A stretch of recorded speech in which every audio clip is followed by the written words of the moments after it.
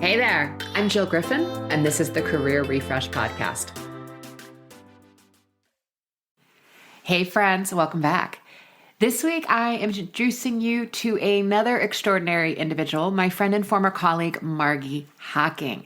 Margee brings over 25 years experience working in media and technology, and she's worked on a ton of Fortune 100 companies, Microsoft, Walmart, Honda, AT&T, GM, P&G, T-Mobile. She today works with clients to bring comprehensive solutions that really create significant impact to business.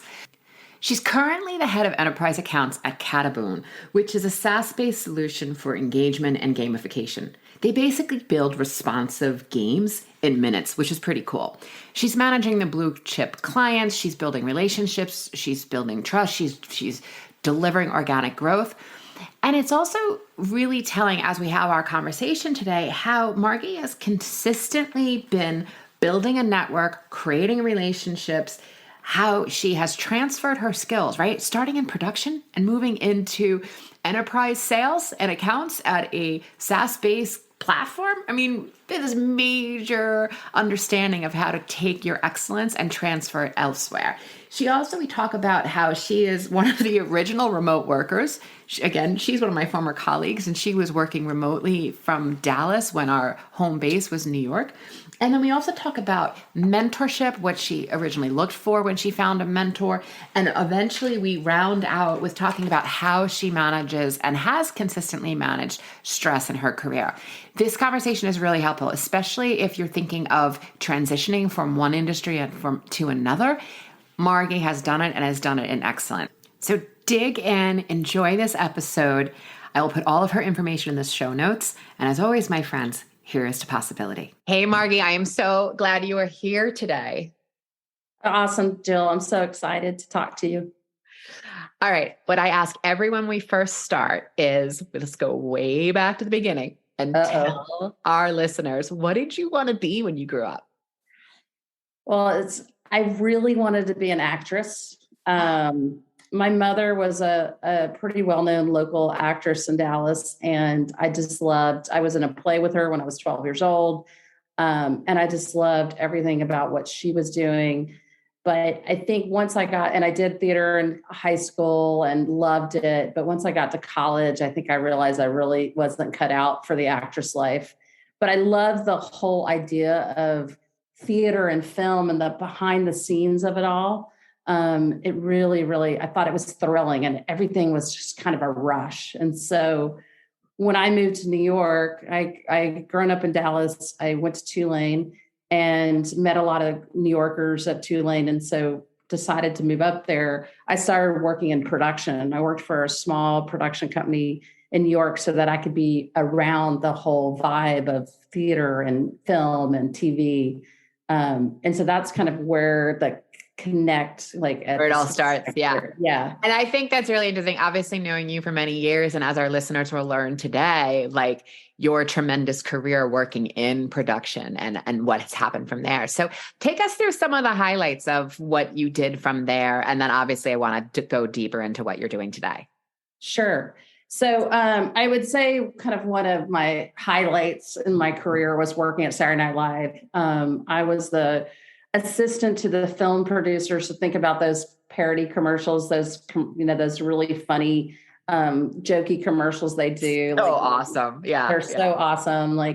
I'm trying to think of some of the ones. One of my favorites was the Love Toilet, where it was two toilets that were combined so that you could sit with your loved one and hold hands while you poop. I mean, they're just so out of, so love that. That was just an amazing experience for a girl from Texas, because just to be around all that talent and all these famous people, it just blew my mind. But on the other hand, I had a very, very difficult boss. And so I had to learn how to advocate for myself and stand up for myself, because I just hadn't experienced that type of behavior before growing up in Texas. And so it was a really fast learning experience of kind of what you can tolerate and what you need to kind of mitigate. Okay. So based on that, how do you think you got through it? Did you find a mentor? Did you read personal development books? Like, how'd you get through it? Did you tap into like your Yeah, family no, and say help? yeah, I mean, that's a great question. I mean, I kind of just I got through it because what ended up happening is there was a whole support staff of people in the industry that had gotten out from under this person that would, like, when I left there, I got all these interviews because people were like, "Oh, you work for him? All right, you got it. You've got the stuff, right? Some resilience and You grit. got Yeah. through it." Like, Yeah. and so it was kind of amazing there. And of course, they were all Yeah. female assistants. And so there was just this network of people that started helping me when I left and helped me find the next job. So that part was the positive of it, is that there was just a great network of people kind of coming out of that experience. That's amazing. And then you all continue to stay in the New York media scene, where I know you have experience at HBO, MTV, NBC Universal. I mean, you have tremendous production experience. So how did you continue to think about navigating the next opportunity to continue to move your career trajectory forward? It's funny, as I was thinking about it last night, just kind of thinking about my career. A lot of it was just building connections with people. Like, it was less about the career I wanted. It was more about who are the people I want to work with. Who are, what I love, that people connection and that relationship with people. So I was thinking about it. I've had very few interviews in my whole career. It's kind of amazing because either I've made a connection with somebody and they brought me to the next job, or I got recommended. And so it was just kind of a very simple process to get onboarded into these companies. So I built a reputation in New York of as a line producer, as a production person, of being very, very strong at that, but also very good working with clients and navigating clients and building those relationships so that they want to continue working with you. So that I think, so it just kind of all evolved. I can't say that like I had this master plan and I want to go here and I want to go there. It just was always kind of felt right. Oh, these are the right people I want to work with.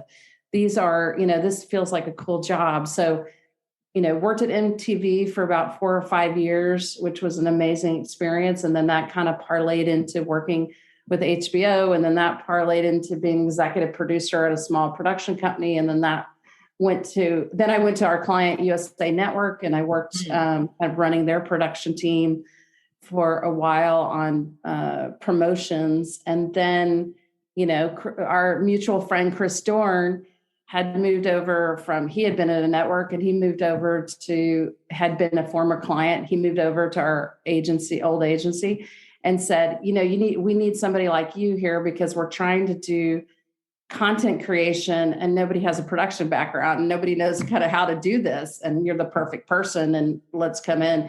I had no idea what a media agency was. I literally was like, I don't know what you're talking about. I've seen rooms where they talk about GRPs, blah, blah, blah. I have no idea. Right. So wait, just to keep our audience in the loop here. So Margee and I met when we were working for one of the world's largest global media agencies, very successful agency. So a couple of things she said when she just said GRP. GRP is the way that media is measured, which helps advertisers figure out, and media networks figure out how much they're going to charge, right? So it's a media math term. So we're a little geeking out, a little inside baseball there.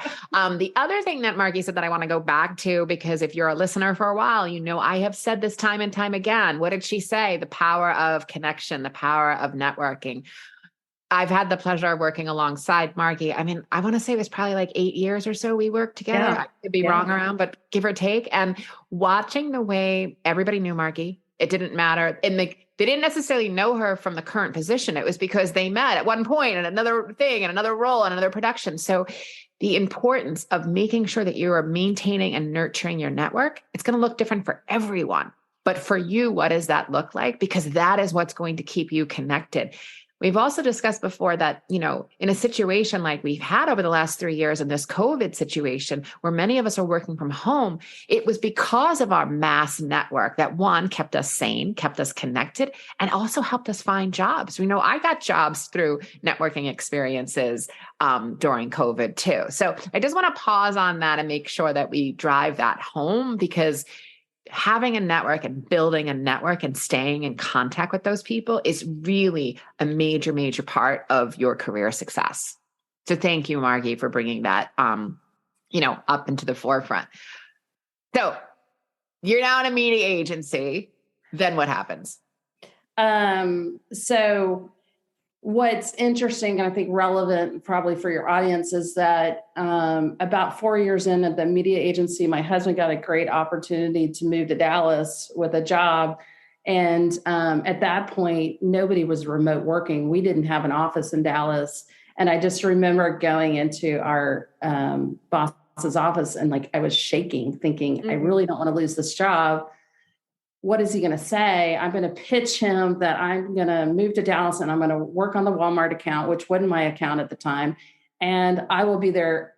I'll be in Bentonville every week. And he's like, okay, so my option is either I lose you or I make this work for you. Well, this is a really easy choice. And that was so rare. And so the choice was he let me stay. Yeah. That was so but rare. Also a credit to, again, the brand of Margee, the reputation and the talent and the expertise that you built. Again, if you were not a high performing individual, they might not have said that. So again, a credit to what you have built. Amazing. Oh, thank you. I think what was amazing, he was a forward thinker, because I think a lot of people would have not, that was just not done back then. I don't think there was anybody at the agency that was working remotely that I knew about. So it was pretty cool. And so I probably worked twice as hard, because I felt like it was such an opportunity to be able to do that. And I was very disciplined about it. I think that's the thing. So I'm laughing because I don't meet Margee face to face. Someone's like, oh, you need to connect with Margee. She's in Dallas. I'm like, okay, great. Can I get her phone number? And they're like, yeah, 212, blah, blah, blah. And I'm like, how does she have a 212 phone number? So I lived there for a long time. But you did. I lived in New York for a long time. I still have that 212 number. I know you do. It's crazy that you got that transferred. Amazing. And it was great. I feel like that was just an amazing learning experience. Beyond the GRPs, I learned just so much about, we worked on some of the best brands in the world. Yeah. And just learning about those brands and how to deliver marketing solutions for these clients that actually drove their business. That was just a really new kind of puzzle for me to help solve for. And so that was super interesting. And like I said, I just really enjoyed working with those clients and helping solve their problems and building those relationships. Still talk to a lot of those clients, actually. And that was, almost 10 years ago. So it just started my career evolved. And I think it just started making sense that I try to focus on something in Texas, because I was traveling so much. At that point, the travel, I had a, 5 to 8 year old, and I just wanted to be home more. And so I started working for an influencer marketing company. And what's interesting, I think one of the questions you had posed to me earlier was what was something you didn't think you could do that actually you've been successful at? And sales. I remember calling one of my former clients who had moved from a role at a brand to a sales role. And I just said, I just don't know if I can do it. And she said, Margee, you have been selling your whole life. I know. Sales. Yeah. Yeah. And it just that was such an epiphany. I hadn't thought of it that way. Yeah. So the second thing that I want everyone to take away from what Margee is saying, after one, networking being of utmost importance, is two, is where are your skills transferable, right? So not realizing that many of us, even if we're in the legal field, we are selling our ideas. We are selling a product or service. We might be actually selling it to get money, but we're negotiating with people to, hey, this is the way we should go forward. This is the strategy we should be doing. So where can you find your ways that your skills are transferable? And I think that's another huge takeaway, to go from production to media, and then from media into still within, because you're in a SaaS-based environment now, right? At a startup. Is that right? Right. Yeah. So why don't you take people how you then took that into sales and where you are and what you're doing now? Yeah, it was interesting. I mean, so the company prior to this, I started doing business development for them in Texas, because they hadn't really broken through the market here. So that was my focus. And that's why I kept it more of a local job. And then that company was acquired, and things changed. So I moved to this company.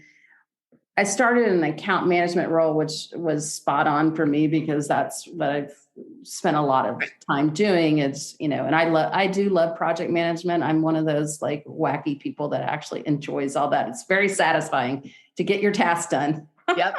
Well, it's your strengths, right? You're really good at it. Yeah.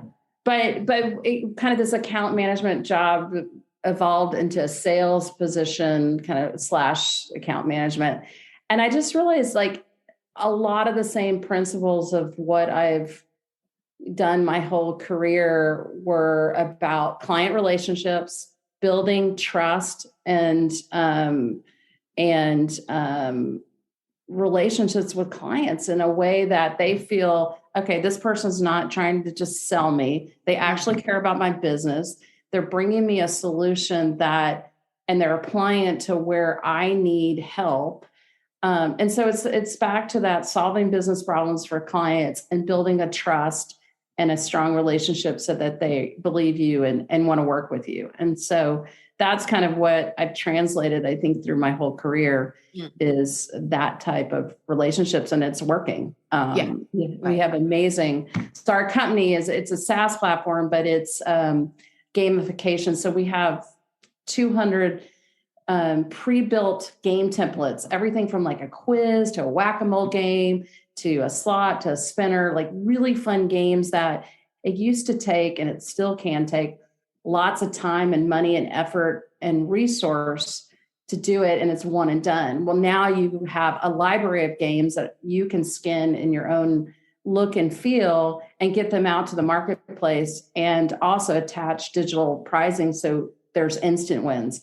So we have a lot of clients that are using this for their loyalty program. So to keep members engaged, and have them, give more information. And so we have great clients like Southwest Airlines and T-Mobile and Taco Bell and a couple other actually a lot more companies. Those are just a few, but it's just been really exciting. I've been here 4 years, and just to see how this company's evolving. We were acquired by a private equity company about 2 years ago, and we've just taken off. I mean, it's just incredible where this company's going. I'm super excited to be here. It was a very small company when I started, and it's tripled at this point. That's amazing. Less than 4 years. So it's really fun. What's one thing about what you're doing now that you like more than you thought you would? Well, the sales part for sure. Okay. I really, that's been just super interesting and fun. I didn't know if I'd be good at it, and I am. Yeah, of course you are. Of course you are. But you work hard at it. Sales is tough. It's tough, and you've got to, got to be at it every day. You got to be on every day. You got to Yep. But I would say that is definitely something that I wasn't sure that I was going to be good at. And, but it's working out. Okay. And then what is more challenging than you thought it would be? Well, challenging is rejection. How do you not take that personally?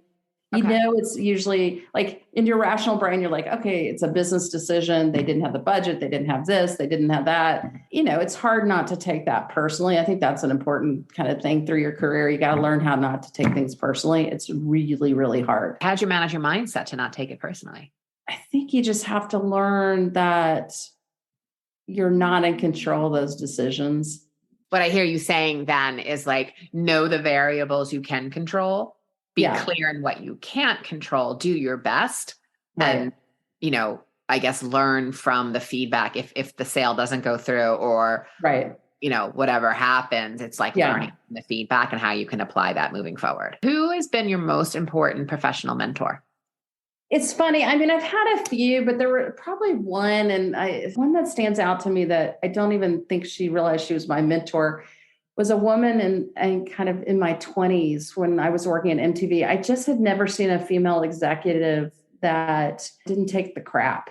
But did it in a way that where she was gracious and she awarded success and she gave feedback to non-success. It was she was very clear. If you performed well, there was no like politics around it. Right. And I kind of took her on as my mentor. Yeah. Because I thought this is the type of person I want to be. Like this is like people respect her. They're not scared of her. They respect her. And as long as you do your job, like it was really black and white. Yeah. And I just really appreciated that because as you know, as we've all seen in our careers, there are not a lot of people that are like that or just very like that they stand for integrity and success and you know what the guardrails are.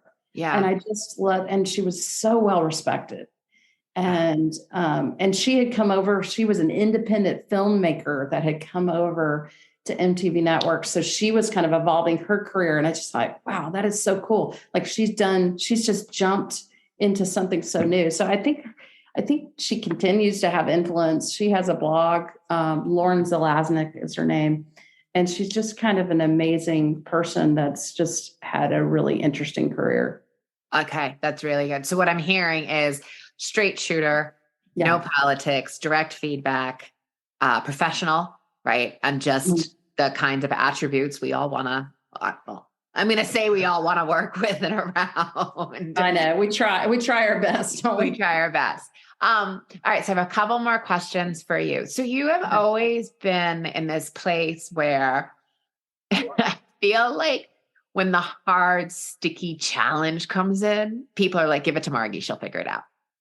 And you have this amazing ability to not get dragged into all the bit of pieces and like kind of be able to see the way through as to make a really solid strategic recommendation for moving forward, which I always interpreted as just someone who was really able to tap into their gut instinct, which I want you to tell me, like, one, is that true? Just being able to tap into your gut. And how do you do that? Oh my goodness. Yeah, I mean, I think it's just experience. I think one is experience, and two is to try to not get overwhelmed by the issue at hand and try to work through it. Because I think these types of things are so overwhelming, and just to work through it in a way that really makes sense for the solution. It's like start with what do you want the solution to be?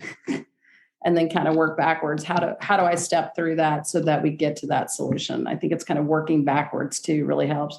I also worked my arse off. Like, you know what I mean? Yeah. Like I did work really hard and I cared. I still care so much. I mean, that's probably, I think about going back to your question about challenges. I do think that's a personal challenge. It's like, how do you care enough that the work is good, but not care so much that it just makes you just too stressed out. Like we all deal with stress, right? Right. And sometimes you can care so much that your stress level goes way up. So that's something I'm constantly trying to battle is like, how do you care enough that you have great output and great product, but not so much that it kind of takes a toll on you. Okay. Really, really good. Like thoughtful, just like not like staying above the fray, keeping focused on the end goal and then finding your own way to work through your stress. Cause again, everybody's going to experience stress in a different way. So, really helpful. Thank you. So I think what we've heard today is, networking, where you can transfer your skills, finding professional mentors, which are straight shooters, and, sort of navigating among the fray, and then eventually rounding out that top list in ways that you can stay and tap into your gut and not get mired down, but also be able to move something forward and, make sure that you're also maintaining your own well-being. So that's what I take away from that. So that's really helpful. So thank you for that. All right. Last question. What are you reading or listening to that you think our listeners would benefit from? I hate to admit, but I am much more of an escapist in my podcast. We can benefit from escapism. No, I mean, if you guys haven't listened to Smartless, it's got to be one of my favorites with Jason Bateman, Will Arnett. Yeah. So we'll put the link to that in the show notes. Why do you love it? They're so irreverent and they're just fun and they've got great guests and they're just always just like making fun of each other in this like really respectful way. It's like, they love each other. They're like brothers and it's just super fun to listen to them. Well, Margee, this was really a treat. It's always a treat to see you. And because I get to look at her right now, everybody, and also chat with you. So thank you for sharing, your story and how you navigate through career and, just dropping some wisdom on people. So I really appreciate that. Well, thank you so much for inviting me. This was so fun.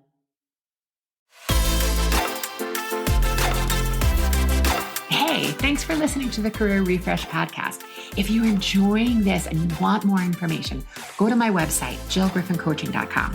There you can find information on how to work with me one-on-one or my group programs, or even bring me into your workplace. I'll put the link to my website in the show notes. But hey, listen, before you go, do me a favor, rate and review this podcast because it definitely helps me get the word out to people everywhere so that they can also thrive in the workplace. All right, friends, I appreciate you. I'll see you soon.